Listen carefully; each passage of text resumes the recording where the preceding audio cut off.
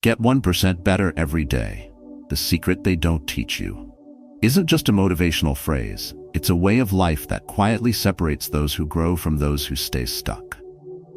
Real change doesn't require massive overnight transformations. It starts with something small. The task you've been avoiding, the habit you keep putting off, the decision you know you need to make. This is the secret no one teaches you in school, and most self-help books forget to mention. That consistency in small actions is more powerful than bursts of inspiration. In this video, you won't just hear uplifting words. You'll discover practical steps you can apply immediately. And here's something important. Watch this more than once. Each time, you'll catch something new. A truth you missed, a mindset shift that didn't click the first time. That's how learning works. That's how habits form. If someone in your life needs this message too, share it with them. A friend, a brother, a colleague who's been stuck in the same loop. Don't forget to subscribe for more content like this. And in the comments, simply type one word, begin. No explanation is needed. Just let us know you're ready to change, one day, one step at a time. 1. Start with the step you keep avoiding. Progress doesn't start with doing everything. It starts with doing the one thing you've been avoiding. There's always that one thing lingering at the edge of our minds, a conversation we've postponed, an email we haven't replied to, a doctor's appointment we said we'd schedule but didn't. It's never huge on the surface, yet its weight is undeniable. Every morning, you feel it quietly tapping on your shoulder. Every night, it lies beside you in silence, reminding you that you've skipped it again. That task, that step, is small in action, but massive in impact, because what we avoid often reveals what we need to confront most. It's not about the phone call, or the paperwork, or the simple change in your routine. It's about resistance. That subtle but powerful voice in your head that whispers, not now, tomorrow's better, or maybe when things settle. But things never really settle, and tomorrow rarely makes it easier. The longer you wait, the louder that voice becomes. And eventually, you confuse the delay for protection when it's actually what's keeping you stuck. Avoidance is seductive. It disguises itself as rest, as rational thinking, even as self-care. But underneath, it's fear. Not of the task itself, but of what that task represents. To make that call might change something. To write that message might expose something. To admit that truth might require you to act. And that's scary. My neighbor Rick is a good example. For 3 months, he knew something wasn't right with his health. He had the time. He had the knowledge. But fear convinced him to wait. Not because he didn't care, but because he cared too much. He feared what he might find out. Feared that taking action would shatter the sense of normal he was clinging to. When he finally made that call and got his checkup, he told me afterward, I felt lighter, not just physically, but mentally. It wasn't the results that changed me. It was the fact that I did it. That's the shift we're after. Not perfection, but movement. Not grand achievements, but small, meaningful progress. When people say they want to get better, most picture big moments, breakthroughs, turning points, applause-worthy actions. But the truth is, real progress is quiet. It often looks like finally opening the email that sat unread for weeks. It looks like lacing up your shoes, even if you only go for a walk. It looks like saying no when you've always said yes. These are not glamorous choices, but they're the foundation of identity change. The kind that doesn't just feel good for a day, but rewires who you are becoming. It's easy to consume content about self-improvement. It's tempting to fill your time with videos, books, and podcasts about building better habits. But until you face the one thing you're avoiding, all that information is just comfort in disguise. The uncomfortable truth is this: the fastest way to get 1% better today isn't learning more. It's doing what you've been pretending not to see. There's power in that step because it signals to your brain, your body, and your belief system that you are ready to take ownership.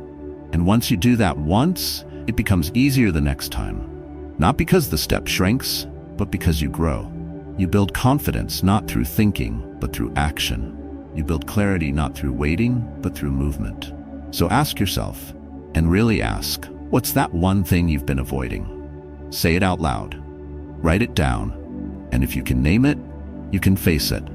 And if you can face it, you can change everything. 2. Small wins repeatedly become identity. You're not trying to win once, you're trying to win so many times that it becomes who you are. Real transformation never begins with one big victory. It begins with a small win, repeated, again and again. So many times that the action itself stops being something you do and quietly becomes who you are. You don't need to change your entire life today.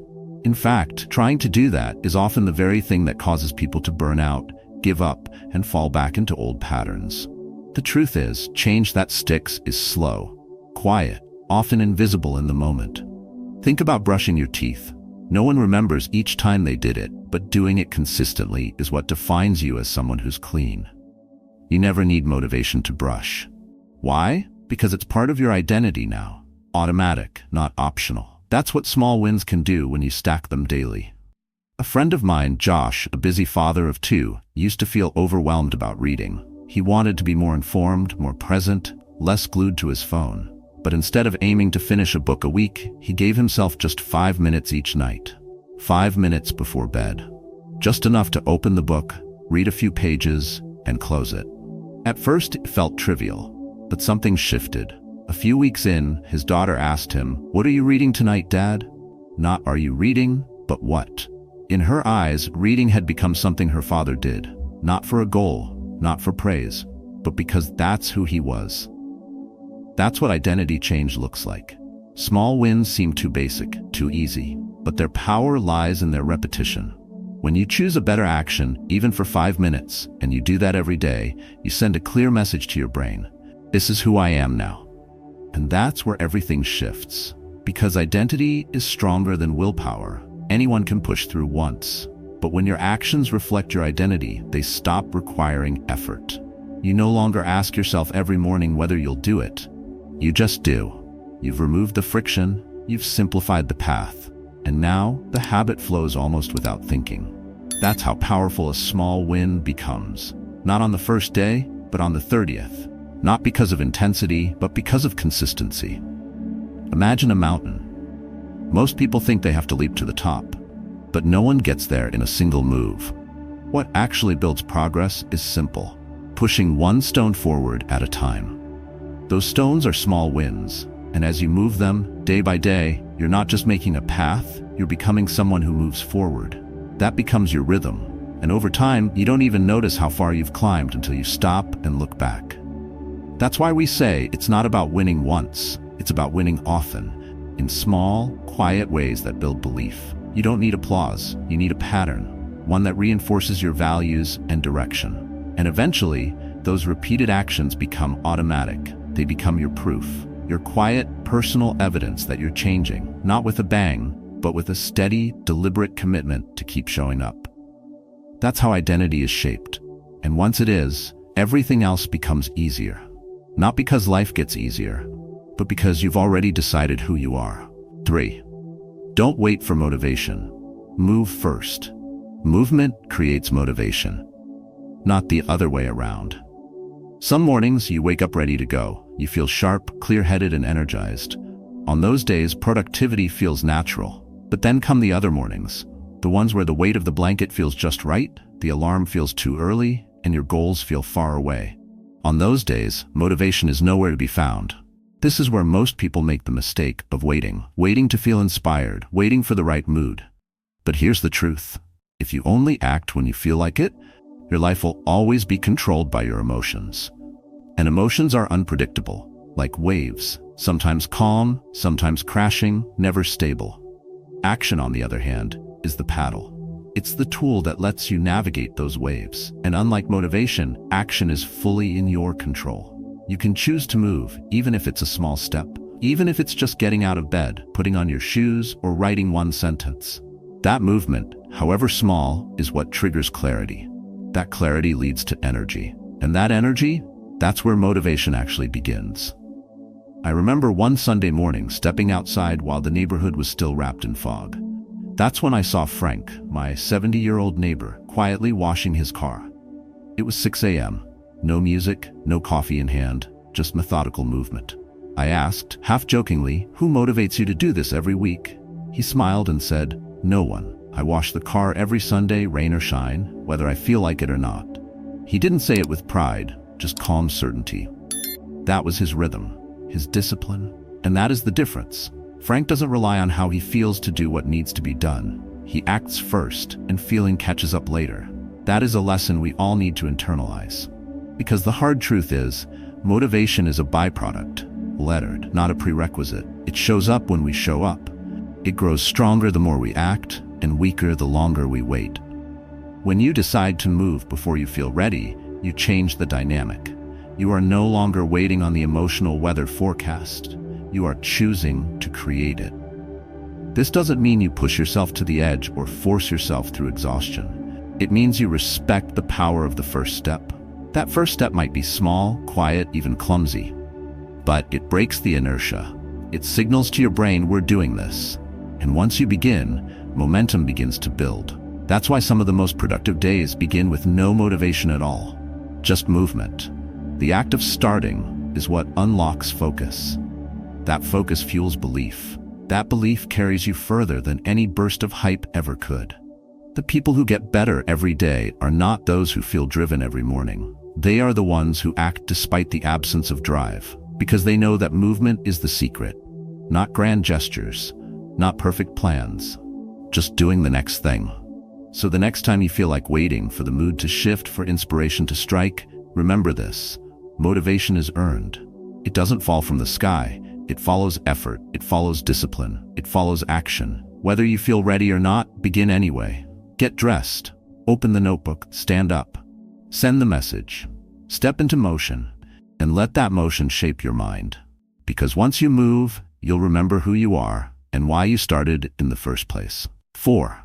Control your time, or it will control you. If you don't lead your day will lead you.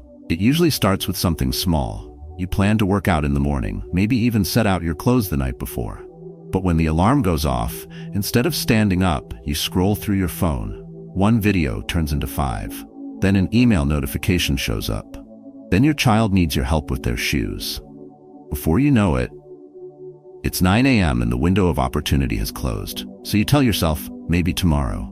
But tomorrow brings its own distractions. The day slips away again. Not because you don't care, not because you're lazy, but because you didn't protect your time. This is how time works. It doesn't scream at you when it's being wasted. It slips out quietly, one small choice at a time. Time isn't something we gain, it's something we manage. We either use it intentionally or let it scatter into 100 meaningless directions. And if you don't give your time a purpose, something else will assign it for you. That could be your phone, your inbox, your environment, or other people's priorities, all of which seem urgent, but rarely align with your long-term goals. I once had a colleague who told me he didn't have time to write. He had ideas, plans, even half-finished drafts, but no time. Yet he could tell you everything that happened in the latest series on Netflix. Every plot twist, every character arc. He wasn't lying to me. He genuinely believed he had no time. But the truth is, he never took control of it. And when you don't take control of your time, time takes control of you. That's how people stay busy, but never make progress. They confuse motion with movement.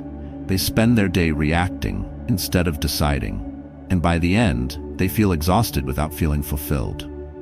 That's because their day drove them, instead of the other way around. Think of it this way. You're the driver of your day. But if you don't grab the wheel first thing in the morning, the day takes over. It takes you places you never planned to go. You handle errands that weren't urgent. You respond to messages that didn't matter. You solve problems that weren't yours to solve. And by nightfall, you're too tired to focus on what you actually care about. The most successful people are not those with fewer responsibilities. They're the ones who guard their hours like they matter. They know exactly when they work best. They protect that time. They don't wait to see what the day will bring.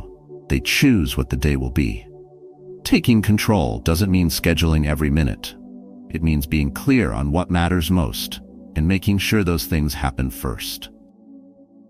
Because time, when left unguarded, is always stolen by the easiest distraction. But is time used well? That's what builds momentum. That's what creates the habit of consistency. That's what transforms goals from ideas into realities. So tomorrow morning, before your phone, Before the emails, before the noise, ask yourself, what does my time need to reflect today? What does it need to build? Then do that thing first. Do it not when you have time, but because you made time. That's what control looks like. That's what progress requires. And that's how you get 1% better. 1 hour, one choice, one guarded moment at a time. 5. Choose what builds you, not what comforts you. Growth lives in discomfort. Comfort keeps you stuck. It often starts innocently. You open YouTube to watch a useful video, maybe even something related to self-improvement. But 5 minutes later, you're laughing at a piano-playing cat or diving into clips of someone else's morning routine. It doesn't feel wrong. After all, we all need to unwind. But slowly, subtly, comfort becomes your default escape. Not because you're lazy, but because you're tired, unsure, or even overwhelmed. So you reach for something easy. You scroll, you snack, you click, you avoid. And while none of these things are evil in isolation, they quietly rob you of something far more precious than time. They rob you of direction. Because what feels good now can often cost you later. And the price is not immediate pain, but long-term stagnation. Growth, on the other hand, rarely feels good in the moment. It asks more of you. It's inconvenient, awkward, and sometimes boring. But it's also where transformation hides, inside the small actions you delay and the uncomfortable effort you keep skipping. I used to start my mornings with my phone. Just 5 minutes to check messages, maybe glance at the news. But by the time I looked up, I had already lost my focus. My workout could wait. My writing could wait. Everything could wait. Except what actually happened was this. The day got away from me. And then, at night, I'd promise myself I'd do better tomorrow. But tomorrow never got easier. It only got more crowded with excuses. I began to realize the real cost wasn't the missed workouts or the unfinished reading. It was the quiet erosion of trust in myself. Because every time I chose comfort, I taught my mind that short-term relief mattered more than long-term pride. And that message repeated daily shapes who you become. The hard truth is that nothing meaningful happens without discomfort. Reading 5 pages of a book when you're tired builds discipline. Writing a paragraph when you're uninspired builds momentum. Saying no to scrolling for 1 hour builds mental strength. These small moments don't feel like much. They don't impress anyone. There's no reward at the end of each task. But when stacked daily, they shift your identity. And over time, that shift becomes visible. Not in your calendar, but in how you carry yourself. You think more clearly. You show up more intentionally. You respect your time more. All because you chose what builds you, not what soothes you. Comfort is addictive because it's easy. You never have to push. You don't risk failure. You don't get judged. But the cost of staying comfortable is that you also never grow. You wake up 3 months later wondering why nothing has changed. And the answer is simple, because nothing was challenged. To grow, you must challenge yourself. Not dramatically, not all at once, but gently, daily. Choose the hard thing for 10 minutes. Pick the better option when no one is watching. Show up when you don't feel like it. That's the kind of discomfort that builds character. And that kind of character builds the life you keep saying you want. So the next time you reach for the easy option, pause. Ask yourself one honest question. Does this make me better or just more comfortable? You don't have to eliminate comfort, but you do have to stop worshiping it. Because the easy path offers you comfort now and regret later. The hard path, it offers you effort now and pride later. And that kind of pride, the kind you earn by choosing growth, is worth every uncomfortable step. 6.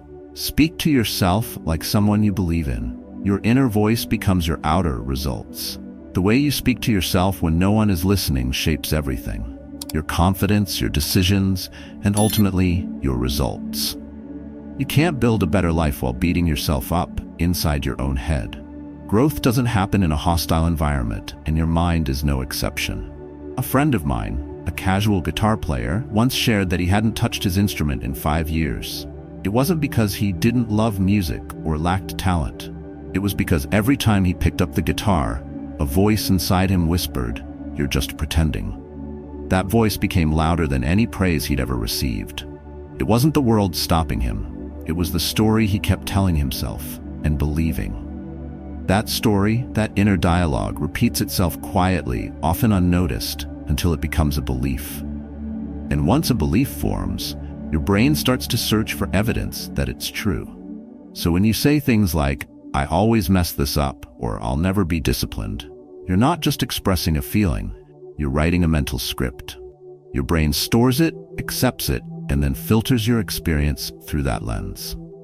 On the flip side, if you tell yourself, "I'm learning, I'm not perfect, but I'm improving," your brain adapts. It begins to see effort as progress and failure as feedback.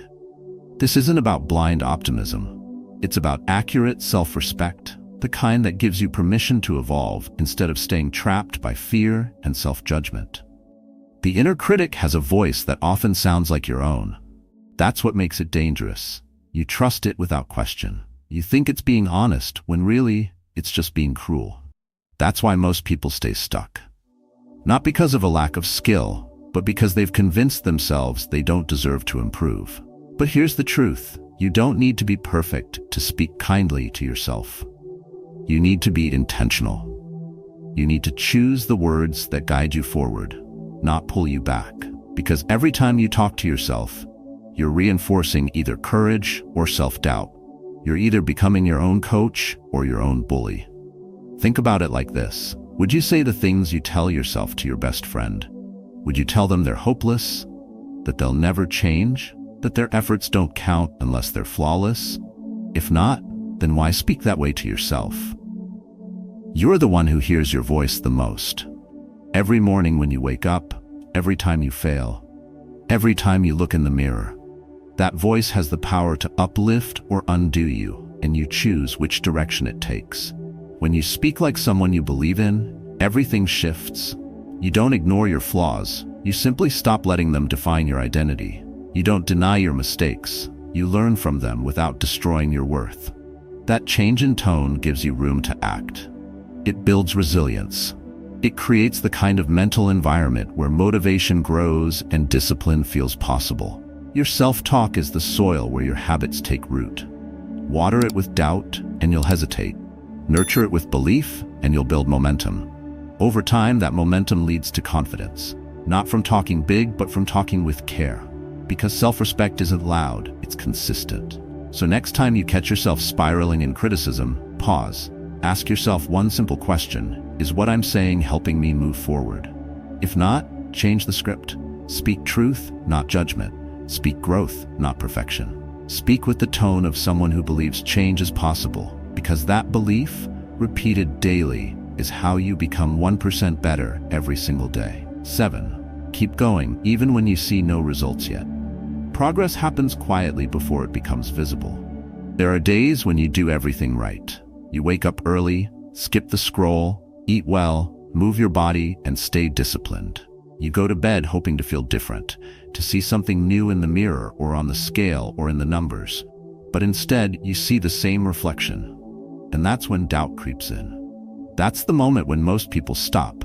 Not because they're weak, but because they're wired to expect quick feedback. We're used to fast results. Click a button, get a response. But transformation doesn't follow that rhythm. It starts invisibly. It starts within. You don't plant a seed and expect fruit the next morning. You water it, you wait, and only later do you see the roots, the stem, the bloom.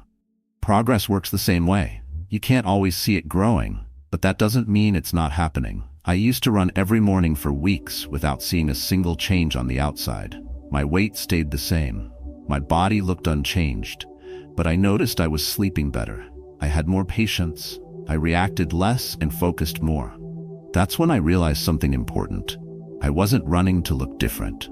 I was running to become someone different. And that shift, though subtle, changed everything. I stopped measuring my efforts by visible rewards. I started honoring the unseen wins, the mental strength, the self-respect, the consistency. These are the early signs of progress that the world doesn't applaud, but they're the foundation of lasting transformation. Most people never get to the good part. They quit in the in-between, after the effort begins, but before the evidence shows up. They think it's not working, when in fact, the work is still building momentum. It's like boiling water. For minutes, it looks the same. Then suddenly, at 2:12 degrees, everything changes. But it only happens if you keep applying heat. If you turn off the flame too soon, nothing happens. That's why consistency matters more than intensity. Anyone can push hard for a day or two, but real change belongs to those who keep going when it feels pointless. Because that's when the process is actually doing its deepest work, rewiring your habits, shifting your mindset, shaping your identity. Progress is often quiet. It doesn't announce itself. It doesn't come with a celebration. It shows up slowly in how you speak to yourself, in how you handle stress, in how you respond instead of react. That's the version of progress that lasts. It's not about external applause. It's about internal alignment. And when that clicks into place, everything else begins to shift. Your energy, your outlook, your decisions. So if you're in a season where you're doing the right things, but nothing seems to be changing, don't stop. You're not stuck. You're in the middle. You're in the stage where most people give up. But you're also in the stage where transformation is quietly taking shape. That's why you must keep showing up, not for the instant results, but for the person you're building beneath the surface. Because the people who win are not the ones who always get it right. They're the ones who keep showing up when no one is watching. They stay in the game when no one is clapping. They trust the process even when the mirror stays silent. And that trust, repeated daily, is how you get 1% better every single day. Getting 1% better every day is not about massive change. It's about quiet choices that compound. It's about taking one uncomfortable step, repeating small wins until they shape who you are, and moving even when you don't feel like it. Most people wait for motivation. But real growth comes when you move first, lead your time, and pick actions that build you, not ones that simply comfort you. Your inner voice, the way you speak to yourself, becomes your reality.